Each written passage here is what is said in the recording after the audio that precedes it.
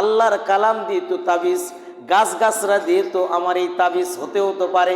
এতটুকু দুভরসা যদি আপনার অন্তরের মধ্যে থাকে, সারা জিন্দেগির আমলগুলো আপনার বরবাদ হয়ে যাবে।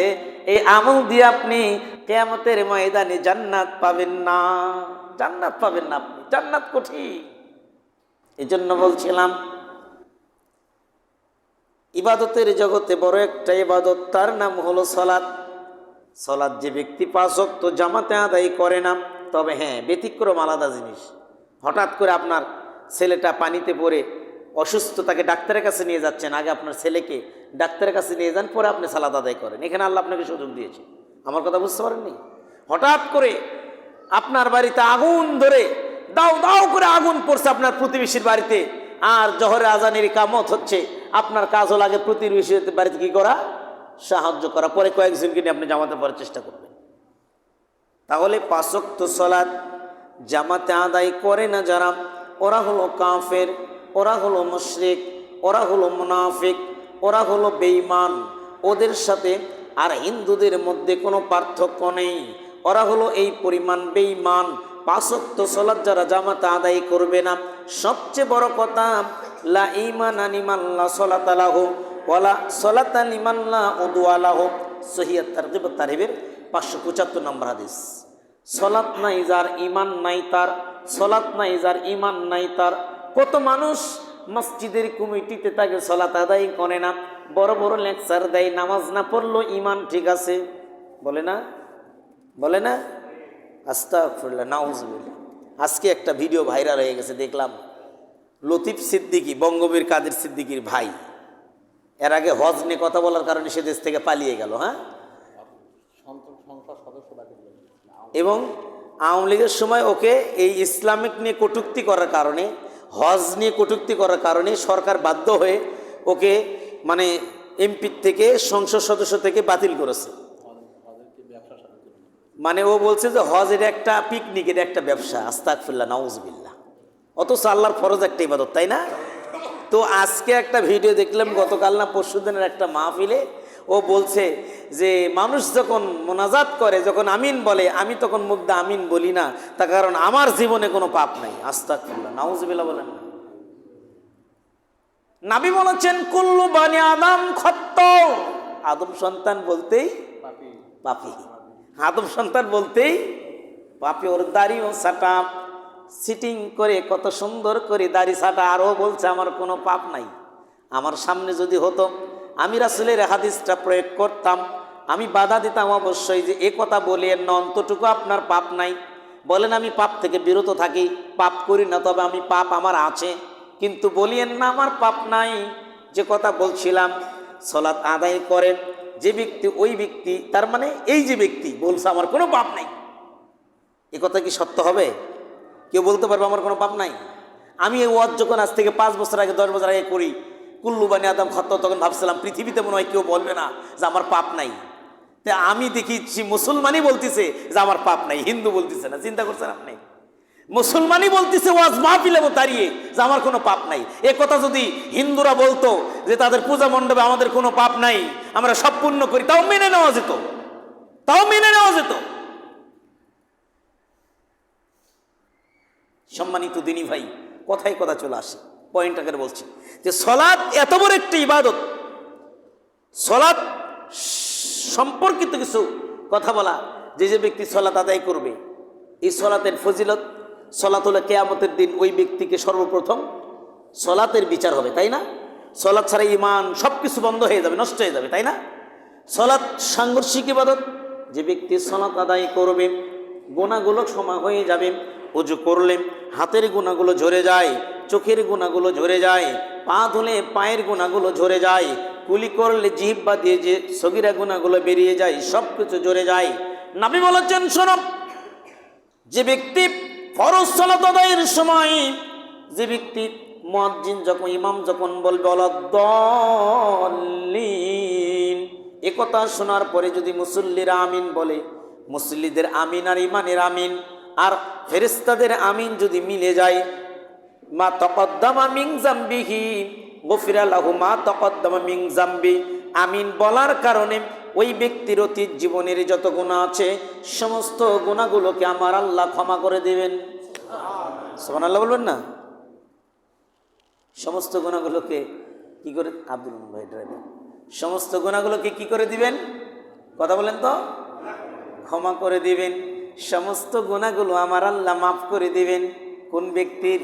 যে ব্যক্তি আমিন বলবে জুড়ে ইমামের সাথে, ইমামের পরে নয়, ইমামের আগেও নয়, ইমামের পরে নয়, ইমামের আগেও নয়, ইমামের পরে নয়, ইমামের আগেও নয়, ইমামের সাথে আমিন বলবে, ফেরেশতারা সাথে সাথে আমিন বলবে।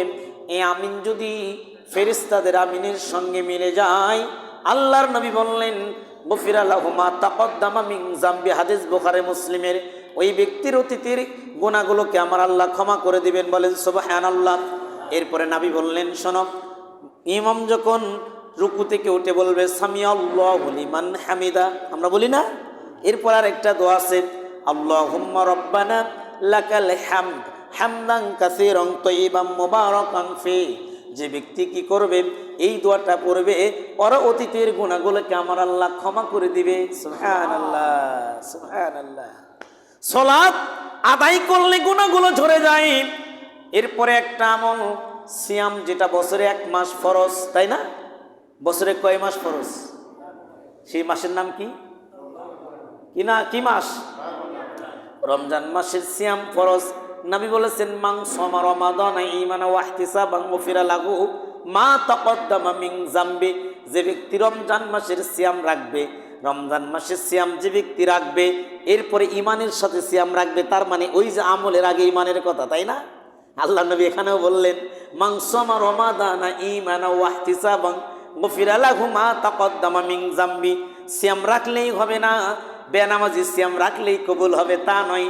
আল্লাহ শিক্ষা দিলেন নবীর মাধ্যমে, ইমানের সাথে সিয়াম রাখবে যারা, ফরজ সালাত পড়ে সিয়াম রাখবে যারা, সিয়াম রাখার কারণে অতীতের গুনাহগুলোকে আমার আল্লাহ ক্ষমা করে দেয়। সুবহানাল্লাহ। রমজান মাস কেন্দ্রিক মান কামা রমাদানা ঈমানা ওয়া ইহতিসাবান গুফিরা লাহু মা তাকদ্দামা মিন যামবি। যেই ব্যক্তি রমজান মাসে কিয়াম করবে, তারাবির সালাত জামাতে আদায় করবে, তারাবির সালাত পড়বে, ঘুম জাগিয়ে জাগিয়ে পড়বে, ওই ব্যক্তিরও অতীতের গুনাহগুলোকে আমার আল্লাহ ক্ষমা করে দিবে। এরপরে নবী বলেছেন পৃথিবীর শ্রেষ্ঠ রাত, যেই রাতের নাম হলো লাইলাতুল কদরের রাত, যেই রাত হাজার হাজার কোটি কোটি রাত অপেক্ষা উত্তম। আমার আল্লাহ বলেন নবীর মাধ্যমে মান কামা লাইলাতুল কদরি ঈমানা ওয়া ইহতিসাবান গুফিরা লাহু মা তাকদ্দামা মিন যামবি। এই রাতেও যে ব্যক্তি জাগবে, যে ব্যক্তি ইবাদত করবে, বলবে আল্লাহুম্মা ইন্নাকা আফুব্বুন তুহিব্বুল আফওয়া ফাফু আন্নি, এই দোয়া যে ব্যক্তি বলবে, আমার রব ওই ব্যক্তির জিন্দেগীর ডায়েরিতে যত গুনাহ আছে সমস্ত গুনাহগুলোকে আমার আল্লাহ ক্ষমা করে দেবে। সুবহানাল্লাহ, সুবহানাল্লাহ বলবেন না? সুবহানাল্লাহ। তার মানে গুনাহ কি হয়ে যায়? সব ক্ষমা হয়ে যায়। নবী বললেন যে ব্যক্তি মুসাফা করবে, উভয় হাত দিয়ে 2 হাতের মিলনে মুসাফা করবে, তার একটা হাত আমার একটা হাত, মজবুল হাত দেন তো, এই যে এভাবে উভয় হাতের হলো মিশ্রণ, এখানে এটা ঠেকালে হবে না, বুকে হাত দিলে হবে না। এরপরে এই হাতটা মুসাফা করার পরে বুকে দিলেও হবে না, 2 হাত, আমারটা হলে কয় হাত হলো বলেন তো? কয়টা হলো? 3টা হলো না? মফিজুল ভাই যদি আরেকটা দেয় তাহলে কয়টা হবে? 4টা হবে। হাদিস ভুল হয়ে যাবে। নবী বললেন উভয় হাতের মিলনে মুসাফা করবে, হাত সরিয়ে নেওয়ার আগে গুফিরা লাহু মা তাকদ্দামা মিন যামবি, ওই ব্যক্তির জীবনের গুনাহগুলোকে আমার আল্লাহ ক্ষমা করে দেবে। সুবহানাল্লাহ, সুবহানাল্লাহ। বলতেছিলাম নবী বলেছেন শোনো, যে ব্যক্তি এভাবে আমলগুলো করবে গুনাহগুলো ঝরে যায়, এই গুনাহগুলো আবার তার পুণ্যর খাতায় গিয়ে পুণ্য হবে, এমন কথা হাদিসে বলা নাই। নবী বলেছেন শোনো, সিয়ামের পরে একটা ইবাদত ফরজ, এক স্তম্ভ ইবাদত, তার নাম হলো হজ। তার নাম কি? হজ। হজ যদি কবুল হয়, সে এমন নিষ্পাপ হয়ে যায়, এমন পাপ মুক্ত হয়ে যায়। একটা বাচ্চা আজকে জন্মগ্রহণ করলে ওই বাচ্চাটা যেমন পবিত্র, পুত পবিত্র, ওই বাচ্চাটা যেমন পবিত্র, যার কোনো পাপ নাই, যার হজ কবুল হবে ওই ব্যক্তি তেমন ওই নিষ্পাপ বাচ্চার মতো পাপ মুক্ত হয়ে মক্কা থেকে ফিরে আসবে। সুবহানাল্লাহ। এত কিছু আমল কোথাও নবী বলেননি, এই আমলগুলো আবার সবে পরিণত হয়ে যাবে। কিন্তু নবী তবারানি মুজামুল আওসাতের 6339 নাম 639 নাম্বার হাদিসে বললেন, তবারানি মুজামুল আওসাতের হাদিস, নবী বললেন শোনো, মা জালাসা ইয়াযকুরুনাল্লাহ, মা জালাসা কওমুন ইয়াযকুরুনাল্লাহ আযজা ওয়া জাল্লা, যেই ব্যক্তি এই জিকিরের মাজলিসে বসে, এই যে ইসলামী আলোচনা হয় এখানে যে ব্যক্তি বসবে, এই যে ব্যক্তি কোরআনের আলোচনা হয় এখানে যে ব্যক্তি বসবে, এই আলোচনা শেষ পর্যন্ত যদি সে থেকে যায়, যদি সে রাসূলের পদ্ধতিতে দোয়া করে চলে যায়, আখিরি মোনাজাত করলে হবে না, লক্ষ লক্ষ মানুষকে নিয়ে মাহফিলের শেষে আখিরি মোনাজাত করলে হবে না। নবী বলেছেন মা জালাসা কওমুন ইয়াযকুরুনাল্লাহ আযজা ওয়া জাল্লা, যে ব্যক্তি আল্লাহর জিকিরের মজলিসে বসবে, ফাফিহি ফায়াকুমুনা হাত্তা ইউকালা লাহুম কওমু কদ গফারাল্লাহু লাকুম যুনুবাকুম ওয়া বুদ্দিলাত সাইয়্যাতিকুম হাসানা। নবী আমার কয়, তাহলে একজন সম্মানিত ফেরেশতাকে আমার আল্লাহ পাঠিয়ে দিয়ে বলবে, যাও আজকে কোলার বাড়ি ওই মসজিদে চলে যাও, দেখো আমার বান্দারা কোরআনের আলোচনাগুলো শোনে, আমার বান্দারা হাদিসের আলোচনাগুলো শোনে, আমার বান্দারা আমি আল্লাহর নামে জিকির করে, আমি আল্লাহকে স্মরণ করে, আমি আল্লাহকে মনে করে। মাহফিল শেষ হয়ে যাবে, বৈঠক শেষ হয়ে যাবে, আমরা সালাতের জন্য দাঁড়াবো, তাই না? এসব বলবো না? যখন আমরা দাঁড়িয়ে যাব, ফিহি ফায়াকুমুনা হাত্তা ইউকালা লাহুম ওমু কদ গফারাল্লাহু লাকুম, ফেরেশতা আপনাকে সুসংবাদ দেবে, এ কোলার বাড়িবাসী দাঁড়িয়ে যাও, আজকে এই বৈঠকে বসার কারণে আমার রব তোমাকে ক্ষমা করে দিয়েছে। সুবহানাল্লাহ, তোমাকে ক্ষমা করে দিয়েছে। ও যুনুবাকুম, শুধু তোমাকে নয়, তোমার জিন্দেগির ডায়েরিতে যত গুনাহ ছিল সমস্ত গুনাহগুলোকে আমার আল্লাহ ক্ষমা করে দিয়েছে। সুবহানাল্লাহ। ও বুদ্দিলাত সাইয়্যাতিকুম হাসানাত, শুধু তাই নয়, আমার আল্লাহ বললেন শোনো, শুধু তোমাকে ক্ষমা করে ক্ষান্ত নন আমার আল্লাহ, এই মাজলিসের সময় দিলে শুধু তোমাকে ক্ষমা করে ক্ষান্ত নয়, শুধু তোমার গুনাহগুলো মাফ করে ক্ষান্ত নয়, ও বুদ্দিলাত সাইয়্যাতিকুম হাসানাত, আমার আল্লাহর এত দয়া যে তার জিকিরের বৈঠকে বসার কারণে, তার দিনের আলোচনা বৈঠকে বসার কারণে তোমাকে ক্ষমা করে দেওয়ার পরে তোমার জীবন ডায়েরিতে যত গুনাহ ছিল সমস্ত গুনাহগুলোকে আমার আল্লাহ শব্দে পরিপূর্ণ করে দিয়েছে। এমন আমল অন্য কোথাও বলা নাই। তবে হ্যাঁ, তওবা যে ব্যক্তি করবে, ভুল শুধরিয়ে নিবে যে ব্যক্তি, সেই ব্যক্তির জন্য এই সুসংবাদ আমার আল্লাহ কোরআনুল কারিমে দিয়েছে, ইল্লা মান তাবা ওয়া আমানা ওয়া আমিলা আমালান সলিহা, যারা তওবা করবে, ভুল যারা বুঝতে পারবে, সারা জীবন বিড়ি খালাম, বিড়ি ছাড়তে হবে, বিড়ি যে ব্যক্তি খাবে ও মরার সাথে সাথে হিন্দুদের সঙ্গে চলে যাবে, হিন্দুদের সঙ্গে ওর কাতার হবে, আমি বিড়ি খাবো না, আমি জর্দা খাবো না, আমি নিষেধাজ্ঞ দ্রব্য পান করব না, এই বয়ে যে ব্যক্তি আল্লাহর কাছে তওবা করবে, আল্লাহ তুমি আমারে ক্ষমা করে দাও, আর জীবনে কোনো দিন বিড়ি সিগারেট পান করব না, আর জীবনে কোনো দিন আমি জর্দা পান খাবো না, মাবুদ জর্দা পাতা খাবো না কোনোদিন, তুমি আমারে ক্ষমা করে দাও, এই ভয়ে যে ব্যক্তি আল্লাহর কাছে ক্ষমা চাবে, এই ভয়ে যদি যে ব্যক্তি আল্লাহর কাছে ক্ষমা চাবে, আমার আল্লাহ বলে শোনো, ওই ব্যক্তিকে আমার আল্লাহ ওই ব্যক্তির তওবাটা কবুল করবে। এরপরে যদি সে ঈমান নিয়ে আসে, তওবা কবুল করার পরে আমার আল্লাহ আমার রব ওই ব্যক্তির জিন্দেগির গুনাহগুলোকে সওয়াব দিয়ে পরিবর্তন করে দিবে। বলেন সুবহানাল্লাহ। তাহলে আমরা আজকে দুটাই নিতে পারি, একটা তো বসার কারণে পাবো, আর আলোচনার শেষে যদি আমরা খালেস অন্তরে তওবা করে উঠে যাই, জীবনে যত গুনাহ করেছি, যত পাপ করেছি মাবুদ, এই পাপ থেকে তোমার কাছে ক্ষমা চাই, তাহলে আমার জিন্দেগির ডায়েরিতে কোনো গুনাহ থাকবে না, সমস্ত গুনাহগুলোকে আল্লাহ শব্দে পরিবর্তন করে দিবেন। আল্লাহ দিতে পারেন না? আল্লাহ দিতে পারেন না ভাই? আল্লাহ যদি যায়, আল্লাহ যদি এই কয়েকজন মানুষকে ক্ষমা করে দেয়, তাহলে আল্লাহর কি কোনো অভাব হবে? ও হবে? কথা বলেন তো, হবে কি না? আল্লাহু আকবার। এজন্য বলছিলাম, জিকিরের মাজলিসে বসেছি, গুরুত্বপূর্ণ সময় আমরা ব্যয় করছি। নবী বলেছেন, যে ব্যক্তি সকাল সন্ধ্যায় আমি আল্লাহর প্রতি সময় ব্যয় করে, আমি আল্লাহর প্রতি সময় দেই, এই সময়টা এত দাম যে তামাম পৃথিবী এবং পৃথিবীর মধ্যে যা আছে পৃথিবীতে কত বাড়ি গাড়ি লক্ষ জায়গা জমিন রয়েছে, কত বালাখানা রয়েছে, পৃথিবীতে যাওয়া লাগবে না। যদি কোনো ব্যক্তিকে বলা হয় আজকে আসো বাগবাড়ি মোড়ের সাথে যে 3টা দোকান আছে, ওই 3টা দোকান তোমাকে দলিল করে লিখে দিব, ওর কপাল ফুলে যাবে।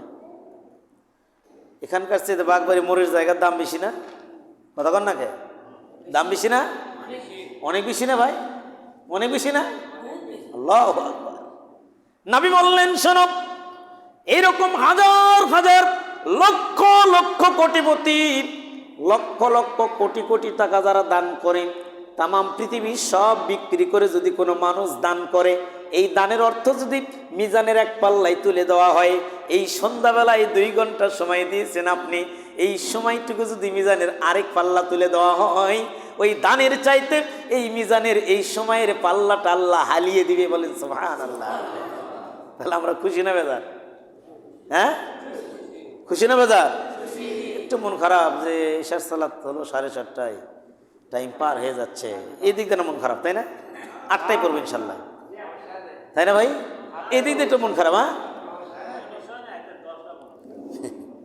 সম্মানিত দিনী ভাই, এই জন্য বলছিলাম আল্লাহর প্রিয় বান্দা যদি হতে পারি, আল্লাহ যদি আপনাকে ভালোবেসে ফেলে, আল্লাহ যদি আপনাকে জিম্মাদারির দায়িত্ব গ্রহণ করে, মরলেও শান্তি পাবেন, মরার সময়ও শান্তি পাবেন, মরলেও শান্তি পাবেন, মরার সময়ও শান্তি পাবেন। বলতেছিলাম মুসলিম দিনী ভাই,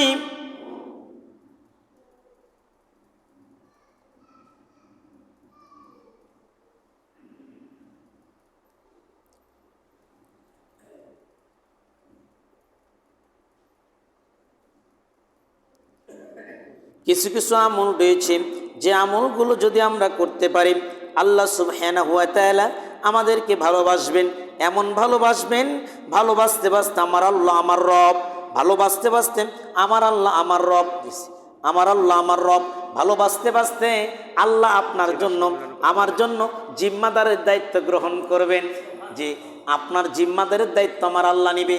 যদি আপনার বাড়িতে, এই যে আমাদের সাবেক বাংলাদেশের রাষ্ট্রনায়ক ছিলেন শহীদ জিয়াউর রহমান, তাই না? ছিলেন না? আমাদের এই বাগবাড়ির লোক না? দেখেননি তো? ছিল তো রে বাবা, বিশ্বাস হয় না? দেখছেন আপনার না? মাশাআল্লাহ, আল্লাহু আকবার। আমরা তো দেখতে পারিনি, আমাদের জন্মই তার মরার অনেক পরে। তো বলছিলাম, তে এরকম কোন নেতা যদি, একটু মনোযোগ দেন আমার দিক তাকান, এরকম কোন ব্যক্তি যদি, কোন নেতা, কোন বিশাল মাপের মানুষ আপনাকে যদি বলে চিন্তু সাহেব আর চিন্তা করিস না, তোর হেফাজত আমি তোকে আমি দেখে রাখবো, তোর খাবারের চিন্তা নাই, পরিবারের চিন্তা নাই, তোকে কেউ মারবে না, যত কিছু করা লাগে আমি তোরে দেখে নিব। এখন যদি ডক্টর ইউনূস এসে আপনাকে বলে যে এই কোলারবাড়ি গ্রামের আব্দুল কুদ্দুস, শোনো, তোমার কোনো চিন্তা নাই, তোমার জিম্মাদারের দায়িত্ব আমি নিলাম, ওই ব্যক্তির বুকটা ফুলে যাবে। আহারে, বাংলাদেশের প্রধান উপদেষ্টা ইউনূস সাহেব, যার হাতের ইশারায় পুরো বাংলাদেশ এখন চলছে, তাই না? যার হাতের ইশারায় পুরো বাংলাদেশ চলছে, সে আমার জিম্মাদারের দায়িত্ব নিতে চায়, সে জিম্মাদারের দায়িত্ব নিল, কিন্তু বিপদ যদি তাকদিরে লেখা থাকে, ডক্টর ইউনূস বিপদ থেকে আপনাকে বাঁচাতে পারবে না। পারবে কি? কথা বলেন তো, পারবে? আপনার রিজিকে যদি ভালো মাছ, পোলাও, বিরিয়ানি লেখা না থাকে, ইউনূস দায়িত্ব নিলেও কিন্তু আপনারে খাওয়াতে পারবে না। হয়তো আপনাকে রেডি করে দিবে, পেটের ভিতর মোচড় মারবে, ডাক্তার ঘোষণা করে দিবে সারা জীবনের জন্য গরুর গোশত খাওয়া হারাম। এর জন্য খাইলেই কি হবে? হার্ট বেড়ে যাবে। আর আছেন এরকম লোক আছে না? অনেক টাকা পয়সা, গরুর গোশত খেতে পারেন, আছেন এরকম লোক? আছে কি না বলেন তো?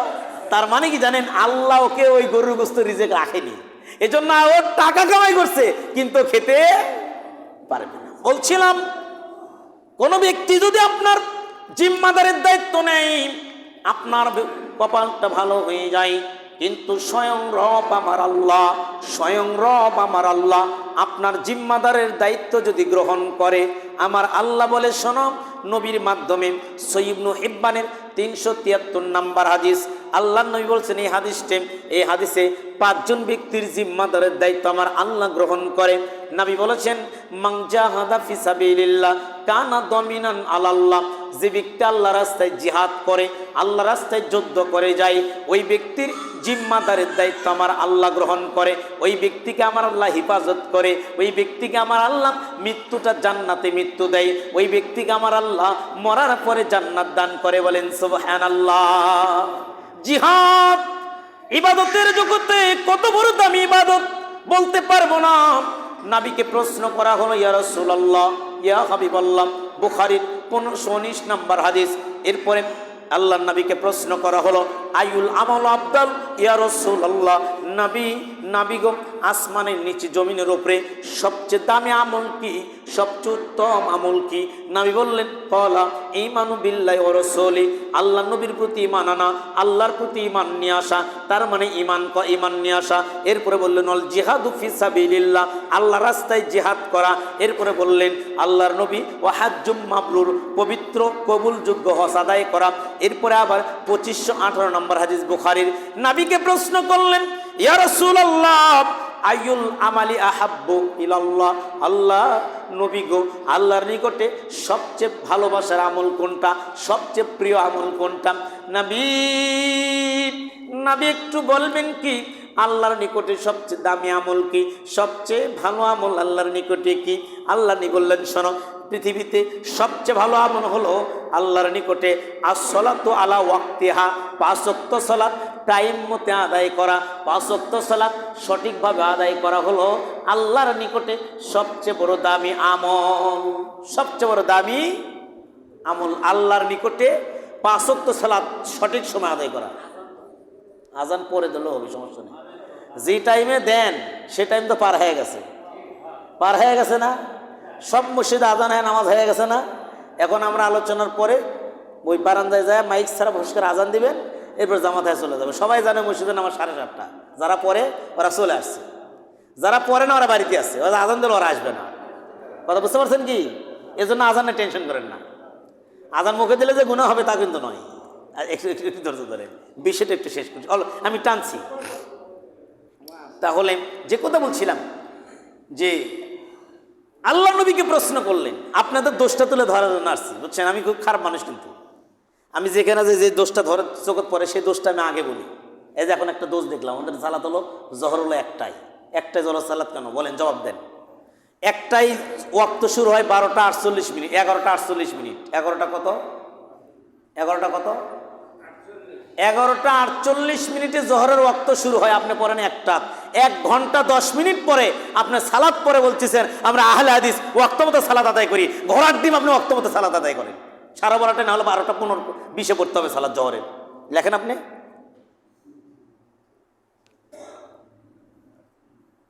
আমার খেপায়েন না, খেপালে কিন্তু অবস্থা খারাপ।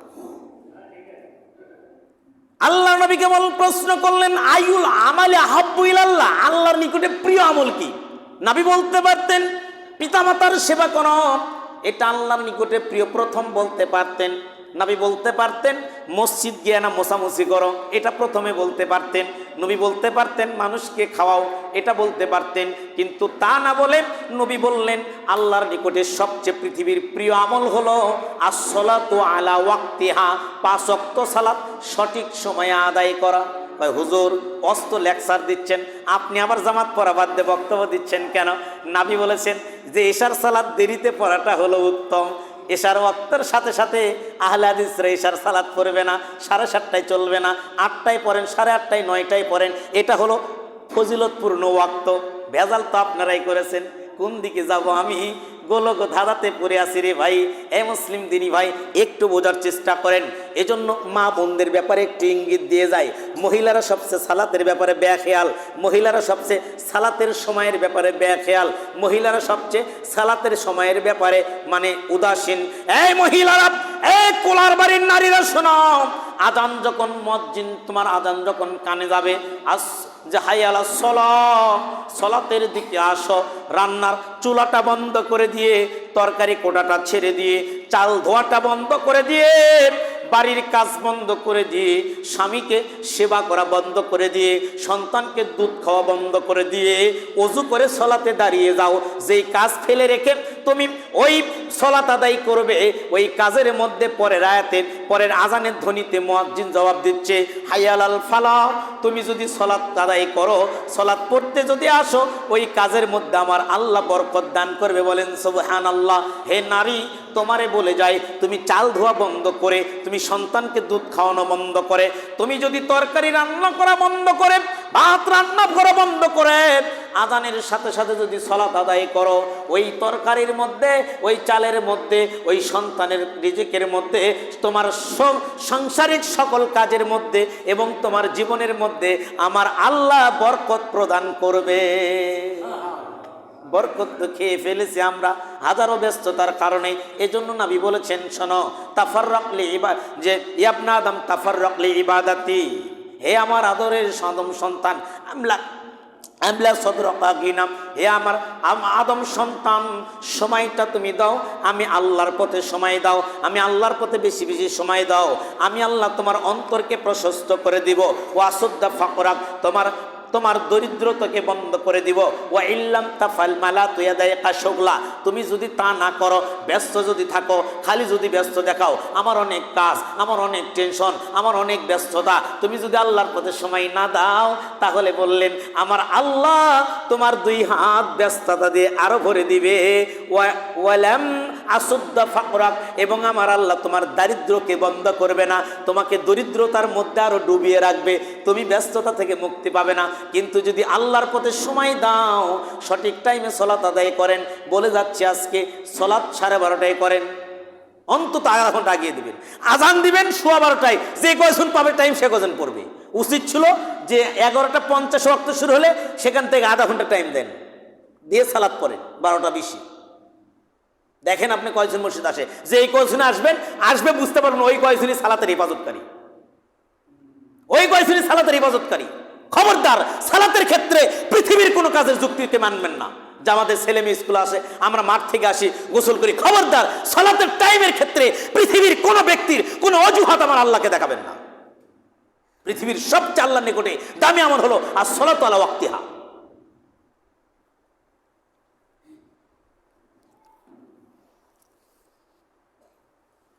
ওই শাহজাহানপুর বহাইল মসজিদে খুতবা দিই, খুতবার টাইম যদি 2-4 মিনিট পার হয়ে যায়, ওই কয়েকজন বদমায়েশ আছে, খালি গন্ডগোল করে, ওদের গাত মনে হয় জ্বলে যায়। তে একদিন দেখলাম ওরা জহর পরে হলে 1:45 মনে করে, জহর পরে কয়টায়?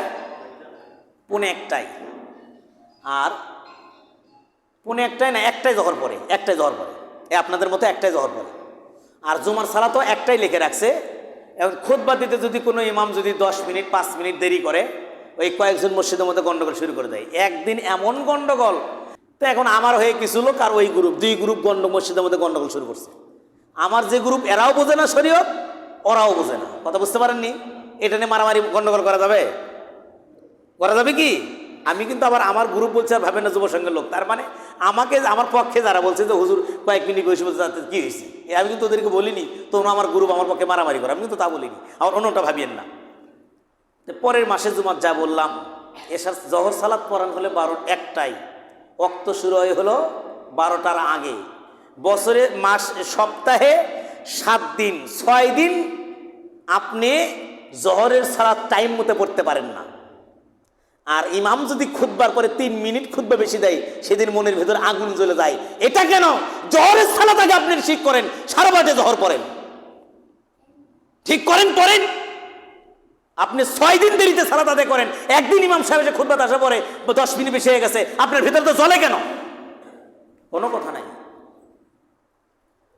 উচিত কথা বলে দোস্ত একটু বেজার হয়। নবী বলেছেন, যে ব্যক্তি মসজিদে ঢুকবে জুমার সালাতে, খুতবা যতক্ষণ দীর্ঘ হয় হোক, যতক্ষণ সে খুতবাতে থাকবে, মসজিদে থাকবে, ততক্ষণ সে সালাতরত আদায়ের সব তার আমলনামায় লিখে দেওয়া হবে। কথা বুঝতে পারছেন কি? যাই হোক, ব্যাখ্যা দিলে তো সুযোগ নাই, শুধু এই কয়েকটা পয়েন্টই বলবো, এটা আমি আলোচনা হয়তো বাকি রেখে দেবো। নবী বললেন, পৃথিবীতে আল্লাহর নিকটে সবচেয়ে উত্তম আমল হলো সঠিক টাইমে সালাত আদায় করা। করবেন তো ইনশাল্লাহ? করবেন তো ইনশাল্লাহ? আসর কয়টা পড়েন? আসর আসর 3:30, 3:20 আসর পড়েন, আলহামদুলিল্লাহ, এটা ঠিক আছে।